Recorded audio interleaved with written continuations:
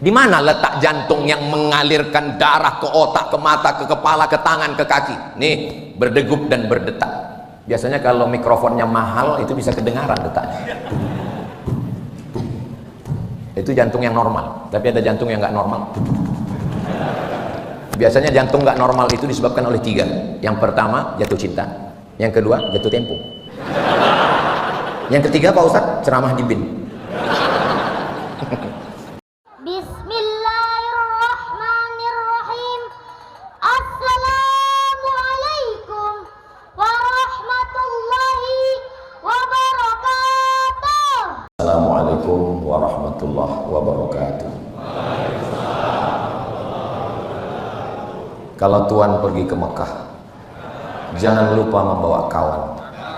Dari bunyi salam jamaah, sepertinya belum sarapan. Apa kabar Bapak Ibu semua? Alhamdulillahi Rabbil Alamin. Allahumma salli ala Sayyidina Muhammad wa ala ali Sayyidina Muhammad. Semoga kita semua mendapatkan syafaat Nabi Muhammad SAW. Amin ya Rabbal Alamin. Menurut survei Global Index, nama yang paling populer di dunia sekarang ini, 133 juta manusia menggunakan nama ini, adalah nama Muhammad sallallahu alaihi wasallam. Dan salah satu yang memakai nama itu adalah Jenderal Muhammad Herindra. Sebetulnya kalau di tempat lain, mana tahu nanti dengar ceramah saya yang lain, katanya Ustaz Somad mengatakan nama yang terbaik adalah nama seorang hamba yang rendah, yang hina. Ketika disandingkan dengan nama Allah, dia menjadi tinggi. Contohnya hamba itu abdu, hamba. Disandingkan dengan nama Allah, Abdullah, Abdurrahman, Abdurrahim, dan Abdul Somad. Itu nama yang kedua. Makanya di masjid ini coba kita lihat, sebelah kanan ada tulisan Allah dan sebelah kiri ada tulisan Muhammad, nggak ada Abdul Somad.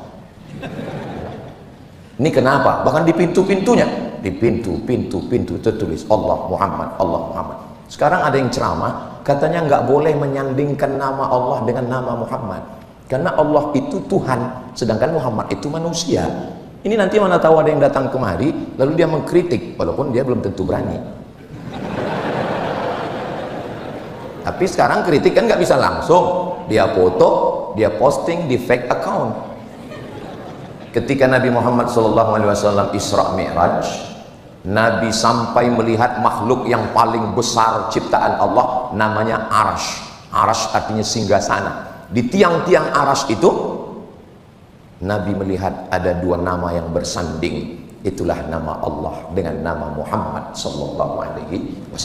Ketika Nabi Adam makan buah kuldi, lalu dia berdosa, dia bertobat, doa yang paling tua, Rabbana zolamna anfusana wa illam taufir lana wa tarhamna lanakunanna minal khasirin. Ini mesti diterjemahkan,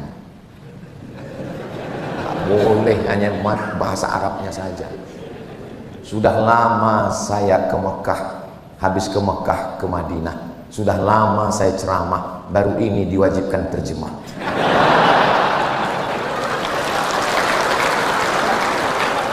Jangan hanya, kalau saya jenderal, doa pun saya terjemahkan.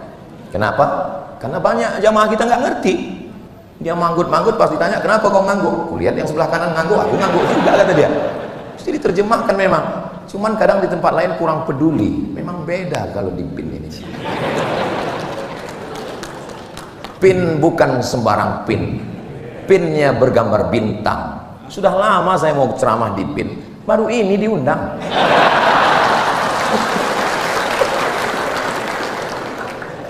Sampai mana tadi ceramah? Nabi Adam berdosa, minta ampun sama Allah. Rabbana zalamna, ya Tuhan kami, kami sudah menganiaya diri kami. Wa illam taufir lana, kalau engkau tidak mengampuni kami. Wa tarhamna, kalau engkau tidak mengasihi kami. Lanakunanna minal khasirin, kami termasuk orang yang rugi. Kenapa dia bilang kami? Karena dia berdoa dengan istrinya. Maka ibu, kalau suami berdoa, dengarkan baik-baik. Kadang ada suami ini doanya untuk diri dia saja. Dan kalau suami doanya doa bahasa Arab, bilang sama dia, terjemahkan. Jangan ibu amin-amin aja. Ini ada suami istri waktu sholat tahajud bersama, amin, amin. Pas kejadian baru marah. Ternyata doanya, Allahumma zawwijni zawjatan saniyatan jamilah. Nikahkan aku dengan istri kedua yang cantik. Makanya tanya dulu, kamu ngomong apa tadi? Ini walaupun ceramah saya di BIN, tapi ini kan direkam. Ini untuk semua kantor se-Indonesia dari Sabang sampai Papua. Tolong, walaupun saya ceramah di Masjid Al-Bait Al-Akbar, tapi ini nanti akan diupload di channel Ustadz Abdul Somad. Tolong subscribe, like, share, and comment.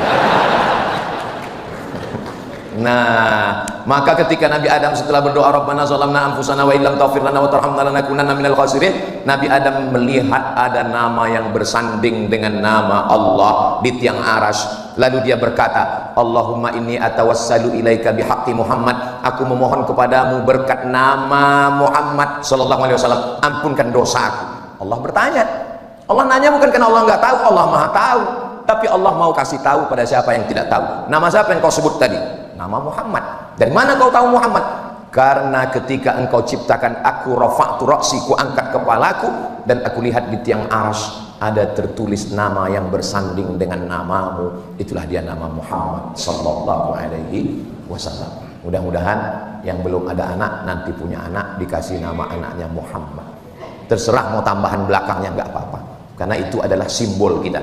Ini kadang buat nama anak kamu siapa? Camry Pak Ustaz. Itu kan merek mobil. Kebetulan lahirnya 17 Agustus Pak Ustaz. Terus apa hubungannya? Camry itu maksudnya kemerdekaan Republik Indonesia.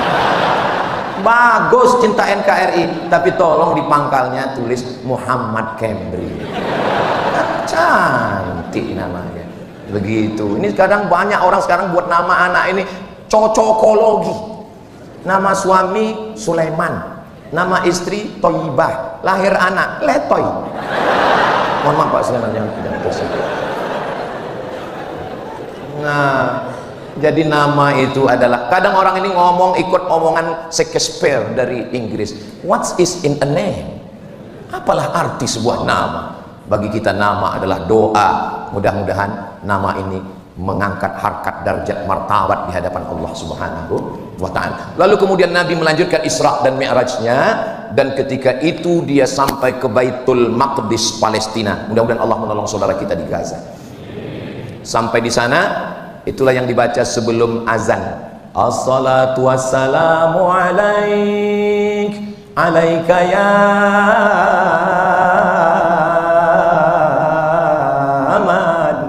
ya man asra bi'abdikal muhaiminu laila. Di ujungnya wa antal imam. Terjemahannya, as-salatu wassalamu alaik, salawat dan salam untukmu ya Muhammad sallallahu alaihi wasallam. Ya man asra bi'abdika, wahai engkau yang sudah memperjalankan hambamu lailan di waktu malam. Dan ketika sampai di Palestina, wa antal imam, dan engkau yang menjadi imam sholatnya, nabi-nabi yang lain menjadi makmumnya. Dan di sini pun ada juga namanya Bapak Imam Sugianto. Masya Allah, Imam Sugianto, Bapak Wakil BIN, Wakil Kepala BIN. Lalu kemudian Islam ini pun berkembang. Yang membawa Nabi Muhammad Isra Mi'raj itu, yang membawanya adalah Jibrail. El artinya Tuhan, Jibr artinya kekuatan, Jibrail kekuatan Tuhan, Jibrail atau Jibril. El itu artinya Tuhan. Kalau Israel Pak Ustaz, Isra artinya pertolongan, El Tuhan, Israel pertolongan Tuhan, pakai ain, Israel, karena dia tidak mau disalahkan. Makanya nggak ada orang ketika ditanya kenapa bapakmu meninggal dicabut Israel, nggak ada. Kenapa si Anu meninggal? Stroke. Kenapa si Anu meninggal? Mencret. Karena dia ditolong oleh Tuhan, ditolong Allah sehingga dia mampu mencabut nyawa itu. Israel. Kalau Israel, Isra artinya hamba, El artinya Tuhan. Israel hamba Tuhan. Terjemahan Arabnya Abdullah, Abdurrahman, Abdul Somad. Tapi jangan setelah ini panggil saya Israel. Jadi El bahasa Ibrani, Hebrew language artinya Tuhan. Kalau Rafael,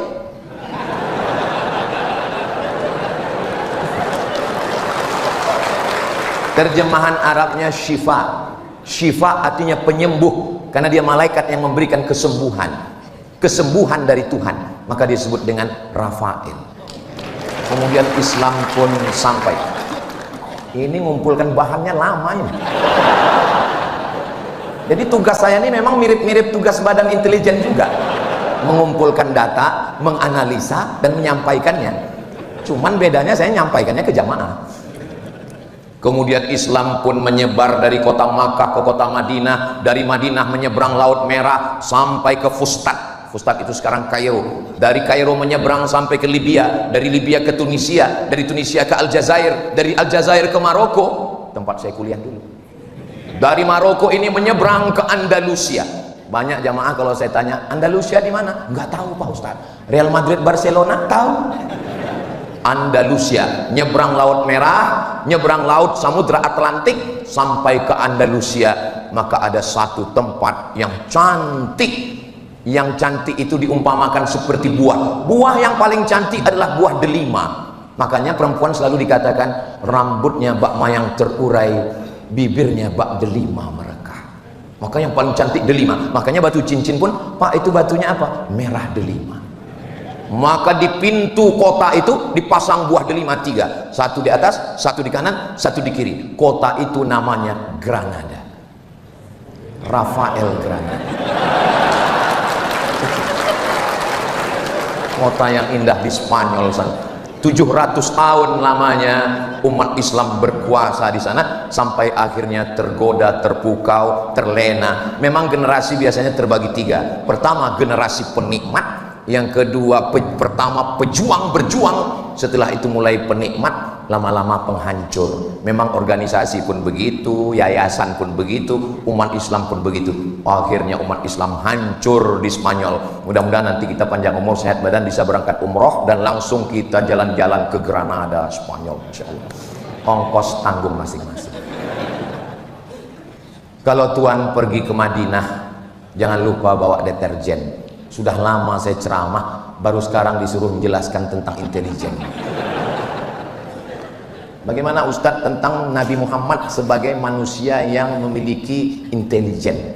Jadi pada hari Kamis siang setelah zuhur, Nabi datang ke rumah Abu Bakar Siddiq. Wahai Abu Bakar Siddiq, ya, nanti malam kita hijrah. Kenapa begitu ya Rasulullah? Karena tadi ada rapat di Darun Nadwah, semua kepala suku sudah bersepakat nanti malam jam 2 malam mereka akan datang ke rumah saya dan akan mencincang kepala saya. Maka nanti malam sebelum bangun tahajud kita akan pergi naik ke Jabal Sur. Pertanyaannya, dari mana Nabi tahu bahwa pagi Kamis tadi ada rapat? Jangan kemana-mana, kita lanjutkan setelah yang satu. Begitu kalau ceramahnya di TV. Dari mana Nabi tahu bahwa pagi tadi ada rapat antara Abu Jahal, Abu Lahab, dan Abu lainnya? Kok bisa dia tahu? Ternyata rapat pagi itu di Sadap. Pentingnya Sadap menyadap. Sehingga datang laporan itu ke Nabi, dan Sadapnya nggak pakai kabel, wireless. Menyampaikan berita ke Nabi, wahai Muhammad SAW, nanti malam kamu akan hijrah karena mereka akan bersepakat mengirim anak-anak muda ke tempat tidurmu, mereka akan mencincangmu. Apa alat yang dipakai? Jibril alaihissalam. Lalu Nabi pun malam itu dia keluar rumah, anak-anak muda 12 dengan pedang yang panjang, dengan tangan yang kekar, sudah siap mencincang Nabi. Berikut saat mereka akan masuk ke dalam rumah, Nabi pun keluar. Itulah maka kita baca ayat itu malam Jumat. Apa ayatnya? Waja'alna min baini aydihim sadda wa min khalfihim sadda fa aghshaynahum fahum la yubsirun. Sari tilawahnya. Waja'alna min baini aydihim sadda, di depan mereka kami jadikan tembok. Wa min khalfihim sadda, di belakang mereka ada tembok. Fa aghshaynahum, mata mereka kami tutup. Fahum la yubsirun, mereka tidak bisa melihat apa-apa. Maka pada saat itu Nabi pun keluar, mereka terpukau tidak melihat apa-apa. Tolong ayat ini jangan dipakai waktu ada razia lalu lintas. Ada orang kadang naik motor pas ngeliat ada polisi, wa ja'alna min baini aydihim sadda wa min khalfihim sadda fa aghshaynahum fahum la yubsirun. Iya, tetap disemprit prit katanya. Loh, kok bapak ngelihat? Orang saya baca itu juga, kata pak polisi. Polisinya ngaji. Kamu nonton ceramah Ustaz Somad juga kan, katanya. Iya. Ya bodoh be aku. Makanya kalau membaca ayat itu penting tahu artinya. Kalau enggak, orang ini merangka ini bim salah bim abrakadabra. Agama Islam ini ngerti, paham. Makanya saya, tapi kalau ayat sholat nggak usah diterjemahkan. Jangan mentang-mentang saya ngomong mesti terjemahkan lalu sholat, inna sholati, my praying, wa mahyaya, my life, wa mamati, my die, lillahi ta'ala, for you, oh my God. Ya tetap biasa aja, cukup dengan faham saja. Tapi saya sampai hari ini, tadi saya segan Bapak Jenderal sampai menyebutkan Ustadz Somad itu S1-nya di Mesir, S2-nya di Maroko, S3-nya di Sudan. Saya senang Pak, tapi nggak semua orang ikut senang dengan kesenangan saya. Nanti kalau ceramah ini diupload, sambutan Bapak diupload, yang nggak senang dia komen, alah kalau cuma lama di Arab, onta juga lama.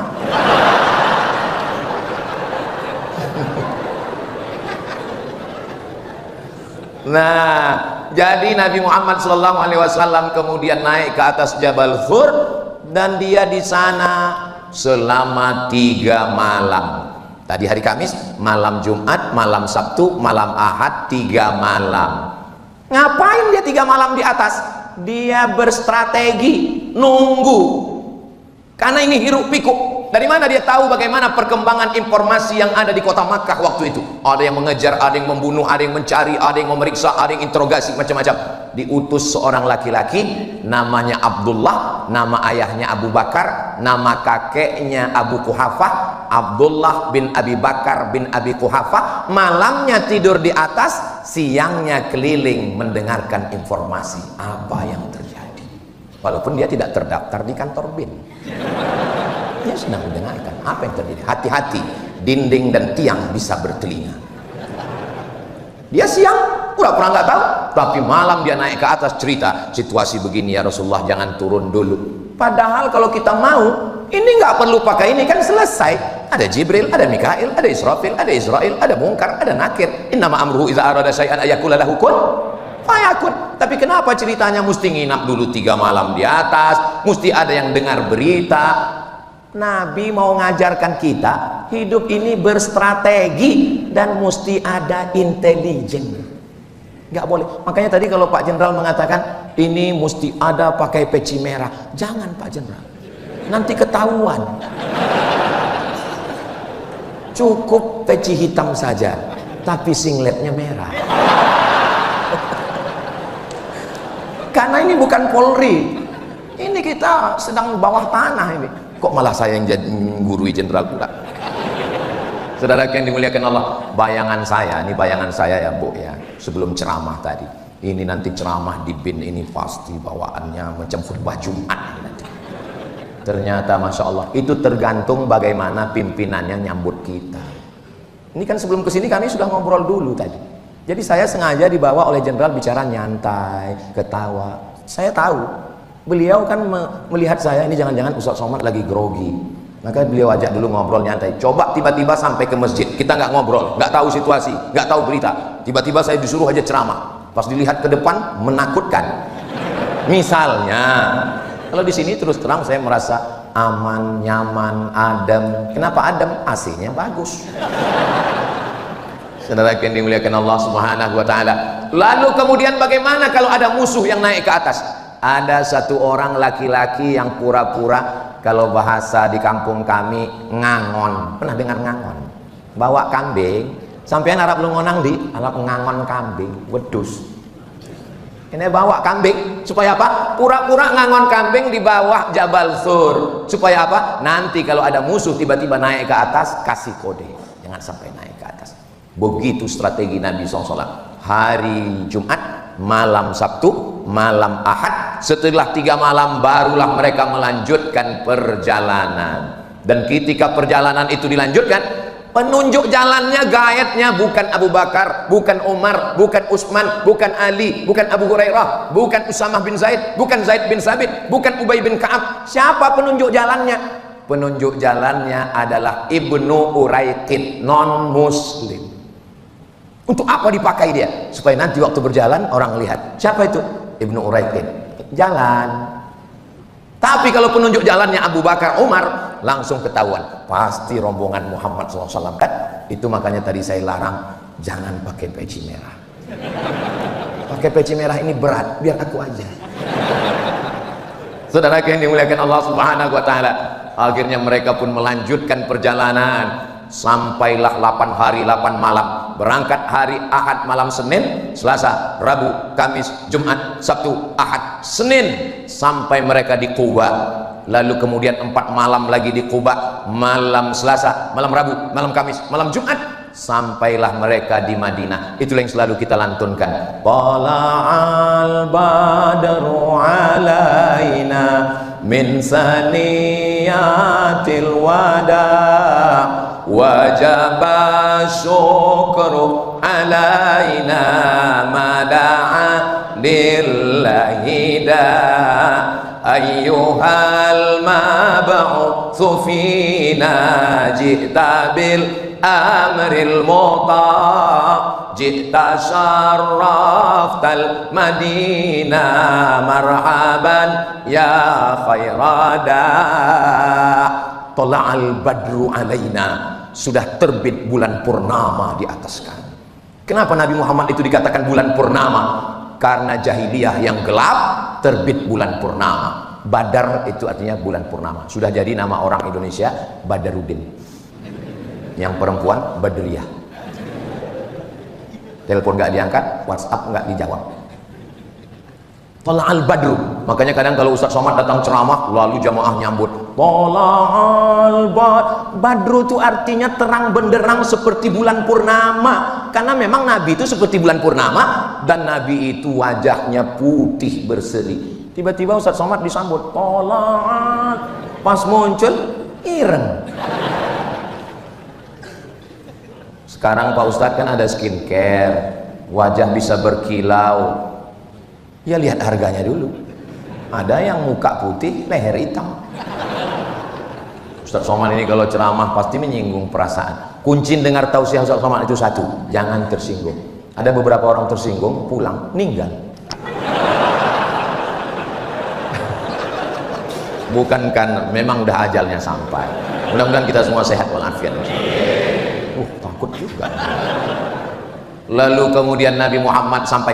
Kenapa Nabi sampai itu disambut Tala'al badru alaina? Karena sebelum Nabi sampai ke sana, Nabi sudah kirim sahabatnya dulu. Siapa namanya? Mus'ab ibnu Umair, Sa'ad bin Zararah. Mereka ke Madinah dulu, nyari pengikut dulu, yang baiat Aqabah selama 2 kali musim haji. Mereka datang, bawa jamaah, pulang lagi, mempersiapkan semua, barulah Nabi datang ke kota Al-Madinah Al-Munawwarah. Jadi jangan bayangkan Nabi itu bismillahi tawakkaltu ala Allah, la haula wala quwata.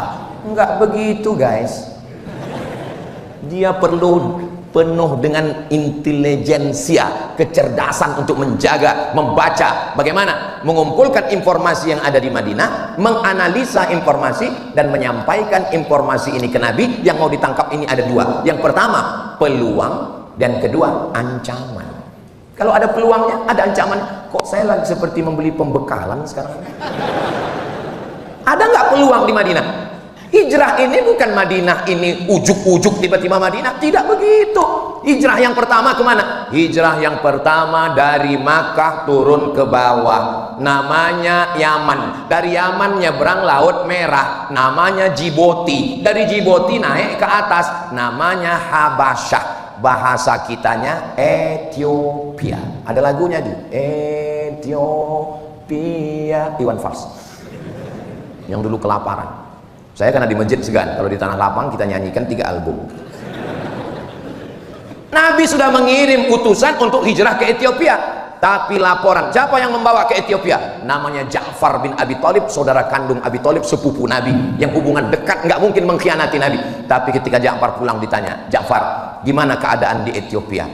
Ya Rasulullah, di sana aman, karena rajanya pro kita, namanya Najasyi. Tapi kalau Nabi ke sana, Nabi nggak akan mungkin punya kekuasaan karena ada raja.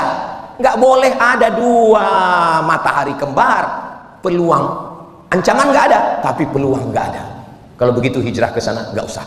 Hijrah yang kedua, Nabi pergi ke Taif. Nabi pergi ke Taif nggak pakai sendal, nggak naik keledai, nggak bawa teman, sendirian. Supaya apa? Supaya musuh-musuh yang ngintip nyangka dia mau kemana? Nggak jauh-jauh kemana-mana. Makanya bapak kalau ada rencana macam-macam jangan bawa koper, pura-pura kayak jalan biasa aja. Tiba-tiba mudah-mudahan suami-suami kita dijaga dari pelakor. Amin. Kok bisa belok ke situ ya? Sampai ke Taif. Taif itu 100 km dari kota Makkah, pegunungan cantik, adem ayem, indah. Lalu kemudian sampai di Taif, Nabi tidak disambut dengan tola al-badru alaina, dilempar pakai batu, dilempar pakai kayu, dilempar pakai tulang onta, salah satunya mengena ke telapak kakinya berdarah. Apa kata malaikat Jibril? Kalau sampai darah di telapak kakimu itu menetes ke tanah, maka akan aku ratakan mereka semua mati. Nabi mengusap telapak kakinya supaya darahnya nggak netes ke tanah. Seandainya saya yang dapat tawaran itu, wahai Abdul Somad, seandainya darah kakimu menetes ke tanah, kumatikan semua haters-hatersmu dan buzzer-buzzer yang mengejekmu. Tanpa tunggu pikir panjang, saya usapkan ke tanah langsung.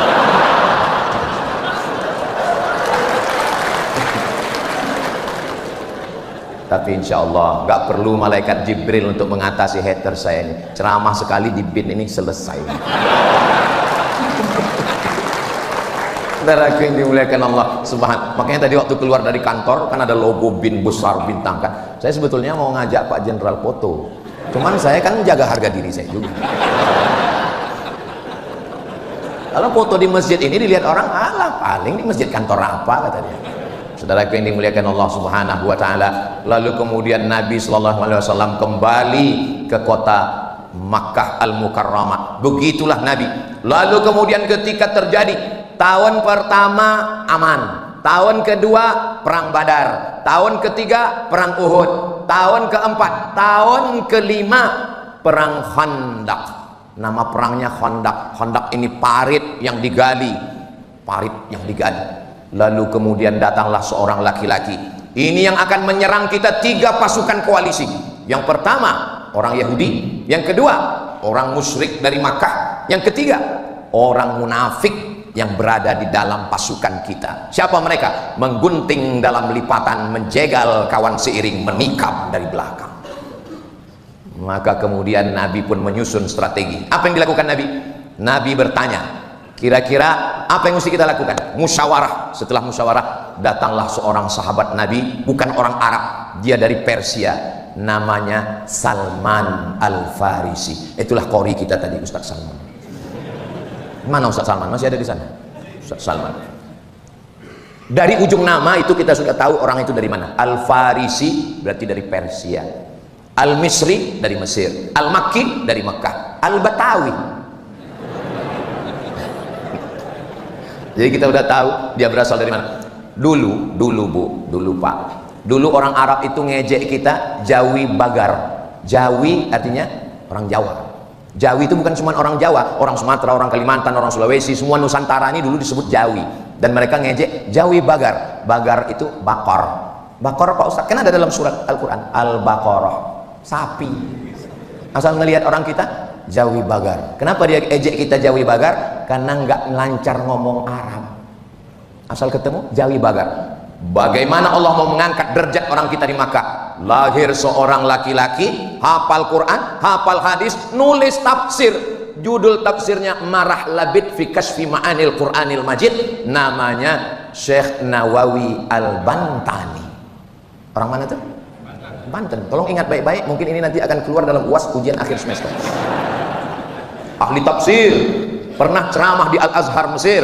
Syekh Nawawi Al-Bantani, makamnya di Mu'alla di Makkah Al-Mukarramah. Lalu ahli hadisnya, datang lagi seorang anak laki-laki dari Jawi juga, namanya Mahfuz, di ujung namanya At-Turmusi. Turmusi itu dari mana Pak Ustaz? Tremas Pacitan. Pripun kabare panjenenganipun? Sae. Muga-muga sing melu acara iki padha kabeh mlebu nang surga. Oh, banyak orang jawab. Dari Pacitan, ahli hadis, orang hebat. Muridnya siapa? Syekh Mahfud Al-Termasi punya murid. Jenenge siapa? Syekh Muhammad Hashim Asy'ari mendirikan Nahdlatul Ulama. Naik derajat jauh. Lalu kemudian Imam Masjidil Haram. Ada seorang anak laki-laki merantau karena keluarganya ditekan oleh Belanda, menyeberang sampai ke Makkah. Rupanya bak kata pepatah orang Melayu, kalau ada tuah di badan, pasir digenggam menjadi intan. Suatu ketika dia sudah hafal Quran, dia hafal hadis, menikah dengan anak orang kaya. Nama bapaknya Syekh Soleh Al-Kurdi. Al-Kurdi berarti orang Kurdi. Al-Kurdi. Kurdi sampai sekarang suku yang nggak punya negara. Kurdi ada Salahuddin Al-Ayyubi, orang Kurdi. Syekh Muhammad Said Ramadan Al-Buti, orang Kurdi. Kurdi ada di Turki, ada di Suriah, ada di Mesir. Syekh Amin Al-Kurdi nggak punya negara. Lalu kemudian mertuanya Syekh Soleh Al-Kurdi ini membawa anak muda ini sholat di istana raja. Rajanya langsung jadi imam. Pas baca ayat, salah baca dia. Ditakdirkan Allah salah. Lalu kemudian diluruskan oleh anak muda ini di belakang. Setelah diluruskan bacaannya, selesai sholat dia nanya, jenenge sampean sopo? Itu terjemah Jawanya. Kalau bahasa kampung kami, what is your name? Nama saya adalah Ahmad Khotib Al-Minkabawi. Minkabawi, Minangkabau.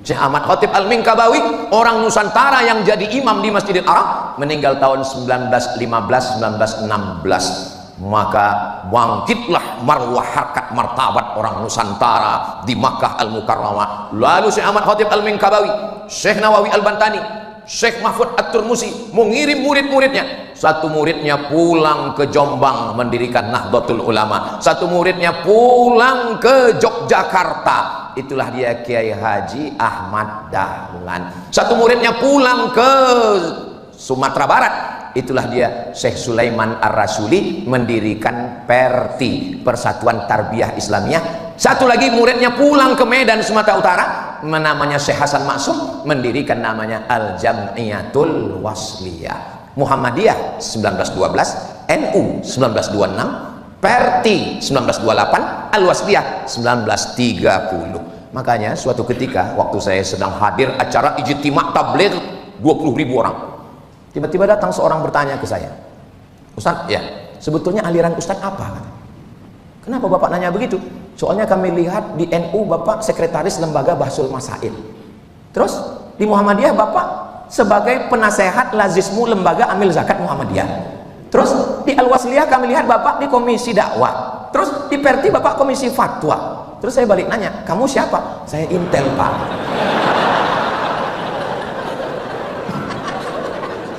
Lalu saya jelaskan bahwa Muhammadiyah, NU, PERTI, Al-Wasliyah ini adalah organisasi keagamaan yang disusun oleh ulama Nusantara untuk ngelawan Belanda. Jadi kalau ada orang ormasnya banyak, itu namanya mazhab ukhuwah, bersaudara, selama masih la ilaha illallah Muhammadur Rasulullah. Alhamdulillah sampai hari ini hubungan kami masih tetap akrab.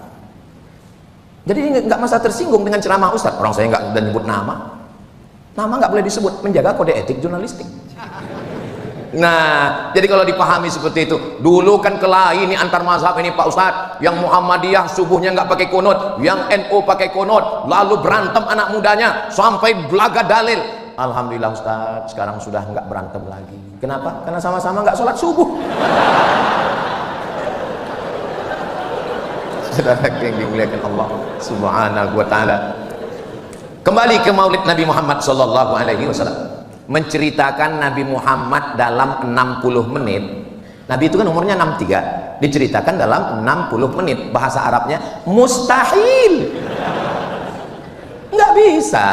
Saya hanya menyampaikan sekelumit 0, sekian %. Terus kalau kami mau tahu lengkapnya Nabi Muhammad itu gimana Pak Ustadz? Kitab yang paling rendah namanya Ar-Rahiq Al-Maktum, ditulis oleh orang India. Pemenang lomba nulis cerita tentang Nabi Muhammad diikuti lebih dari 50 negara. Pemenang juara satunya bukan Mesir Al-Azhar, pemenang juara satunya India. Ini sekarang anak kita kalau ditanya apa yang kau tahu tentang India? Apa yang kau tentang India? Padahal India ulama-ulama besar yang luar biasa.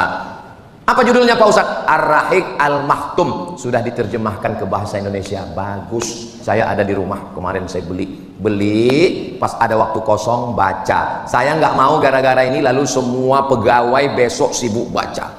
Pas ditanya gimana laporan tentang Indonesia hari ini, kami lagi baca buku Pak. Kalau ada waktu kosong pulang ke rumah baca. Andai tidak terbaca pun insya Allah kita sudah mewariskan sejarah kepada anak kita. Nanti ketika kita sudah mati, anak kita buka-buka lemari mau merapikan, dia lihat ada buku, nangis dia ngelihat buku itu. Mama, kenapa dia nangis? Plastiknya belum dibuka.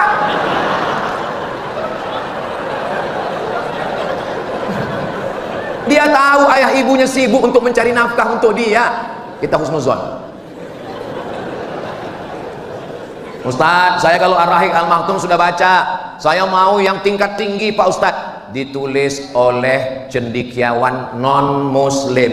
Namanya siapa? Namanya adalah Karen Armstrong. Karen Armstrong seorang biarawati perempuan. Lalu kemudian dia menjadi penulis buku. Dialah yang menulis buku History of God, sejarah Tuhan. Habis itu dia tulis History of Prophet Muhammad, peace be upon him. Muhammad sallallahu alaihi wasallam. Kalau yang nulis kehebatan Nabi Muhammad orang Islam ya biasa aja, tapi ini bukan Islam. Dia mengungkapkan bagaimana akhlak Nabi Muhammad sallallahu alaihi wasallam. 100 tokoh dunia yang nulis namanya Michael H. Hart. Judul bukunya 100 Ranking Influential Person in History. Ternyata kalau kita habis sarapan nasi uduk ini lancar bahasa Inggris. 100 ranking dunia, Nabi Musa ada, Jesus Christ ada, Siddhartha Gautama ada, Abraham Lincoln ada, tapi yang dia buat nomor 1 adalah Muhammad sallallahu alaihi wasallam. Buku-buku ini sudah diterjemahkan ke dalam bahasa Indonesia, maka tinggal kita baca. Diadakan bedah buku ini untuk mengenal. Jangan sampai anak kita nanya, mama, Nabi Muhammad itu siapa? Ayahnya Abdullah, emaknya Aminah, lahir tahun gajah. Jangan tanya-tanya lagi. Banyak tanya itu orang Yahudi.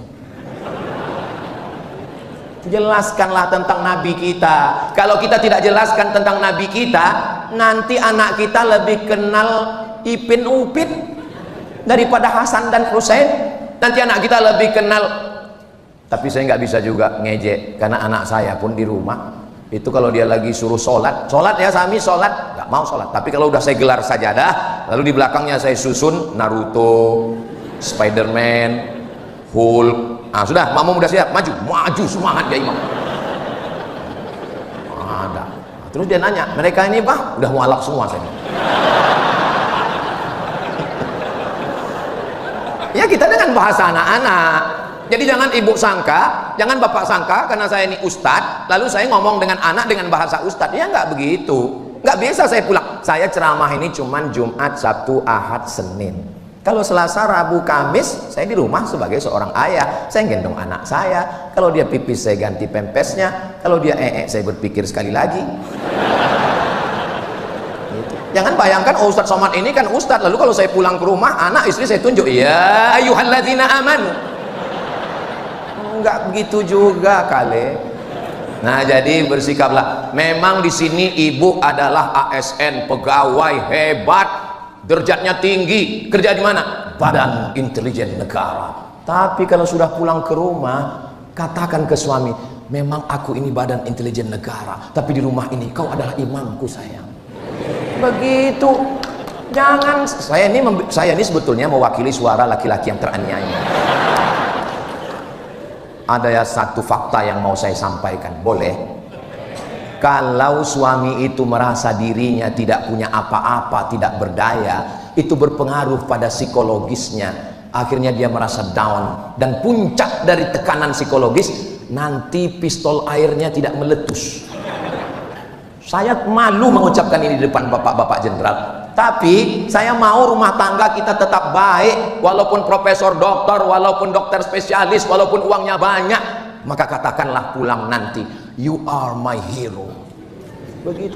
Tapi kalau ibu, kakak-kakak lalu mengatakan, aku pegawai, aku orang badan intelijen negara. Kalau kamu macam-macam, semua yang ada di WhatsAppmu sudah ada di sini. Dia langsung meninggal. Maka jangan heran kalau ada laki-laki itu diam aja. Memang laki-laki nggak berkata-kata, langsung meninggal.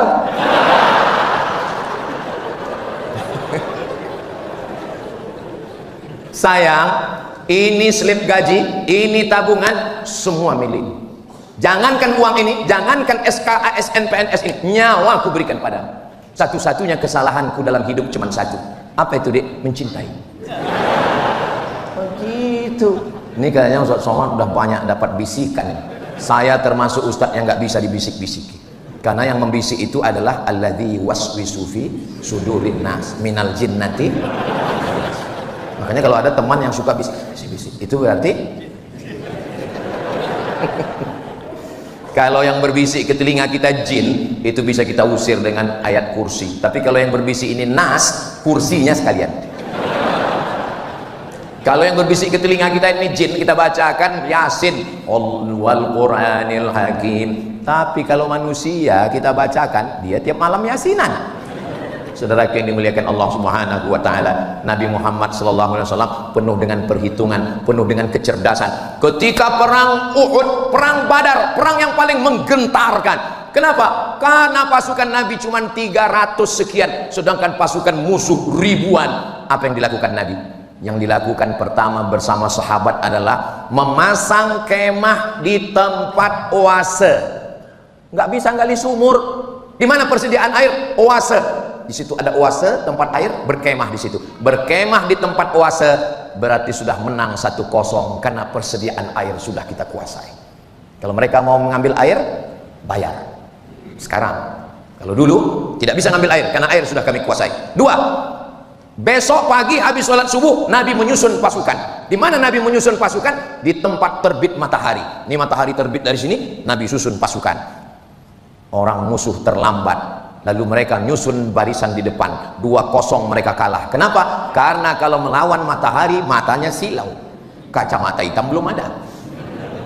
2-0. 3-0. Nabi tahu berapa jumlah mereka. Dari mana Nabi bisa tahu jumlah mereka? Kata Nabi, malam-malam amati kalau ada mereka yang nyuri air.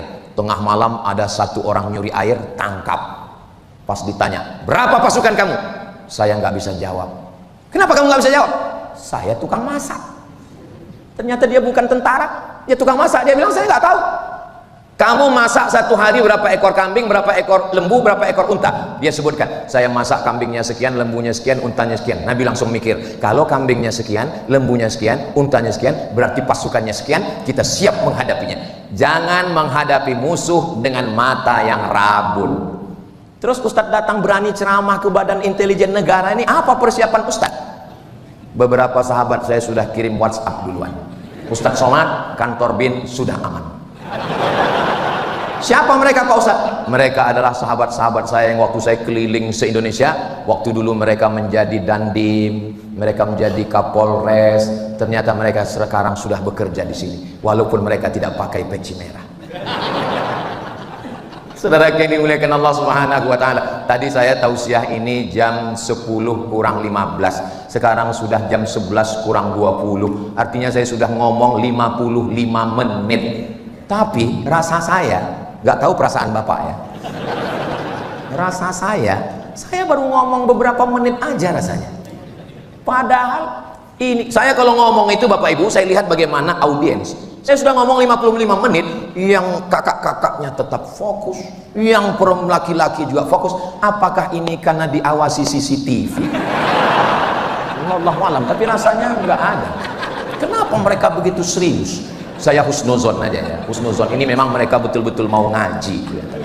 Di tempat lain kadang saya baru ceramah 15 menit langsung seperti ilmu padi, makin berisi makin menunggu. Kadang baru saya ceramah 10 menit langsung keluar kuda nil. Saya Pak, Ibu, pernah saya ceramah 5 menit. 5 menit ceramah saya tutup, saya pulang. Kenapa? Ya saya kehilangan mood. Tapi hari ini, padahal ini hari terakhir saya dari mulai hari Jumat, hari Sabtu, hari Ahad, hari Senin, habis dari sini nanti ke KPK, habis itu saya ke airport pulang, ini sudah tinggal 5 watt lagi ini sudah. Tapi saya justru semangat. Kapan Ustadz ceramah yang paling gak semangat? Waktu ada satu daerah saya ceramah, pas menjelang kultum buka puasa. Itu memang kehilangan semua. Kita udah berapi-api mereka semuanya. Ngelihat kita macam ayam goreng gitu. Walau polisi, walau tentara, walau jaksa, walau hakim, tapi dia tetaplah tubuhnya terdiri dari darah, dari daging, dari kuku, dari bulu, jantungnya tetap berdegup dan berdetak. Dia tetap manusia, punya rasa takut, rasa cemas, rasa khawatir. Apa yang membuat kita kuat? Yang membuat kita kuat tidak lain adalah zikir kepada Allah, la ilaha illallah Muhammadur Rasulullah. Berangkat dari rumah, aku sebagai seorang abdi negara, tugasku adalah mengumpulkan informasi, menganalisa, memberikan kepada kepala negara untuk 2, peluang dan ancaman terhadap negara. Yang kulakukan ini adalah amal ibadah. Bismillahirrahmanirrahim, Allah, la haula wala quwata. Bapak yang bekerja lembur, nanti ditelepon sama istri, di mana sayang? Ibadah. Kalau mati dalam membela negara ini adalah mati syahid, insya Allah, amin.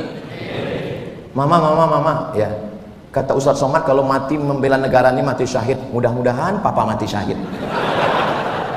Saudara yang dimuliakan Allah Subhanahu wa taala, di balik laki-laki yang gagah perkasa ada perempuan yang luar biasa. Perempuan itulah yang menenangkan hati dan jiwa bapak. Aku sedang berjuang, aku sedang bertarung, ancamannya adalah nyawa. Maka wahai kakak-kakak, wahai istri-istri yang ada di rumah, ikhlaskanlah suamimu ini untuk mengabdi menjaga negara. Insya Allah, Allah menjaga Indonesia baldatun thayyibatun wa rabbun ghafur, insya Allah, amin ya rabbal alamin. Di mana letak jantung yang mengalirkan darah ke otak, ke mata, ke kepala, ke tangan, ke kaki? Nih, berdegup dan berdetak. Biasanya kalau mikrofonnya mahal itu bisa kedengaran detaknya. Itu jantung yang normal. Tapi ada jantung yang nggak normal. Biasanya jantung nggak normal itu disebabkan oleh 3. Yang pertama jatuh cinta, yang kedua jatuh tempo, yang ketiga Pak Ustadz ceramah di bin. Saudara yang dimuliakan Allah Subhanahu wa taala, ala bizikrillahi tatmainnul qulub. Dengan banyak berzikir mengingat Allah, hati menjadi tenang. Pejamkan mata, tarik nafas panjang, hembuskan, amati nafas, kosongkan pikiran, kosongkan. Datang wajah istri, nggak jadi fokus.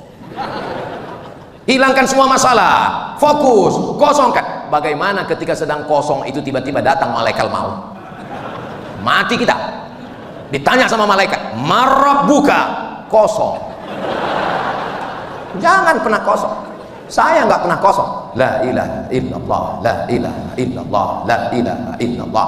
Afdhalu dzikri la ilaha illallah. Hanya saja zikir itu ada yang di lisan, ada yang di qalbi. Kalau lagi nggak ada orang, ya kita zikir la ilaha illallah. Pas lagi ada orang, ya kita tetap ngobrol, tapi di dalam tetap la ilaha illallah. Ini kadang orang ini baru-baru tobat, baru hijrah, pas lagi ada orang, la ilaha. Pas nggak ada orang, main game. Apa ini?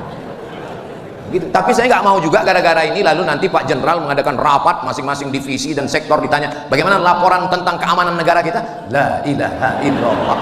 Bagaimana visi misi ke depan Indonesia Emas 2045, kita serahkan semuanya pada Allah, Pak Jenderal. Ini bukan ajaran Islam. Islam itu penuh dengan strategi, Islam itu penuh dengan intelijensia, Islam itu penuh dengan target-target. Ketika menggali parit, paculnya itu kena dengan batu, memancar cahaya. Apa kata Nabi? Pada pancaran cahaya, kulihat kalian sudah menguasai Yaman. Pada pancaran yang kedua, aku lihat kalian sudah menguasai Rum. Pada pancaran yang ketiga, aku lihat kalian sudah menguasai negeri Syam. Apa kata Nabi? La taftahunnal Konstantinia, kalian akan menguasai Konstantinopel. Visi misi 2045 Indonesia Emas. Begitu. Berapa tahun baru dikuasai Konstantinopel? Dikuasai Konstantinopel 700 tahun setelah Nabi meninggal oleh seorang anak muda umur 19 tahun, namanya Muhammad Al-Fatih. Al-Fatih sang penakluk, barulah dikuasai. Tertulis di pintu masjid Konstantinopel, Hagia Sophia, la taftahunnal Konstantinia, kalian akan menguasai Konstantinopel. Visi misi ke depan.